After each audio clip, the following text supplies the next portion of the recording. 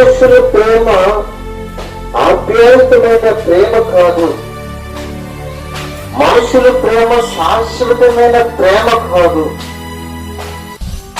దేవుని యొక్క ప్రేమ శాశ్వతమైనది. దేవుని యొక్క ఆదరణ శాశ్వతమైనది. దేవుని యొక్క కృప శాశ్వతమైనది. అయితే ఈ రోజున దీనిని అనుసరించి నడాలి అంటే దేవుని ప్రేమ యందు మనము నడవాలి. దేవుని ప్రేమ యందు అతకబడాలి. స్త్రీల ప్రేమ కాదు, పురుషుల ప్రేమ కాదు, అన్నదమ్ముల ప్రేమ కాదు, అక్కజనుల ప్రేమ కాదు, సమాజము ప్రేమ కాదు, అధికారి ప్రేమ కాదు, కానీ క్రీస్తు ప్రేమలో మనం ఏమై ఉండాలంటే అతకబడిన వారేమై ఉండాలి.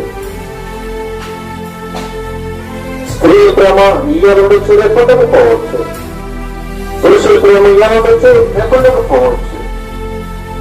మనుషుల ప్రేమ ఇయ్యనుండొచ్చు, లేకుండకపోవచ్చు. అధికారుల ప్రేమ ఉండొచ్చు, ఉండకపోవచ్చు. కానీ క్రీస్తు ప్రేమ శాశ్వతమైనది. అయినా ఆ ప్రేమ మనుషులను మోసగించే ప్రేమ మాత్రమో కాదు. దేవుడి యొక్క ప్రేమ శాశ్వత కార్యం చేసే ప్రేమ. తన రాజ్యంలో నిలబెట్టేంత వరకు కూడా ఆ ప్రేమ నన్ను కూడా ఏం చేస్తుందో తెలుసా, నడిపిస్తుంది. ఈ లోకం మీద ప్రేమ ఏం చేస్తుందో తెలుసా, నిన్ను నెట్టేటిలో ముంచేస్తుంది. చాలా మంది కూడా స్త్రీ పురుషుల్లో మనం చూసినట్లయితే నేను నిన్ను ప్రేమిస్తున్నాను అని వెంటాడి వాళ్ళ అవసరం తీరిపోయిన తర్వాత ఉండి ఆ యొక్క మనుషులని సమాజంలో పెట్టేస్తారు.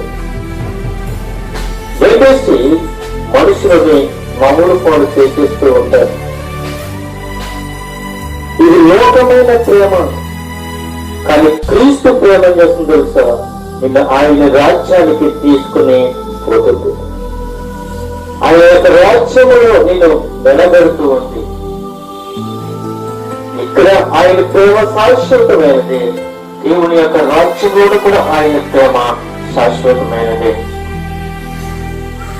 ఇంకో విషయం చూసినట్లయితే ఆ శిరస్సు మూలముగా, ఏ శిరస్సు మూలంగా అంటే క్రీస్తు యొక్క శిరస్సు మూలముగా మనమందరము కూడా ప్రేమ యందు అతకబడి ఉన్నాము. క్రీస్తు రక్తము మనలో ప్రోక్షింపబడుతుంది. ఆ శిరస్సు మూలముగా సర్వ శరీరము కీల చేతను నరముల చేతను పోషింపబడి అతకబడినది దేవుని వలన కలుగు వృద్ధితో అభివృద్ధి పొందుతూ ఉన్నది. ఈ మనుషులకి ఇచ్చిన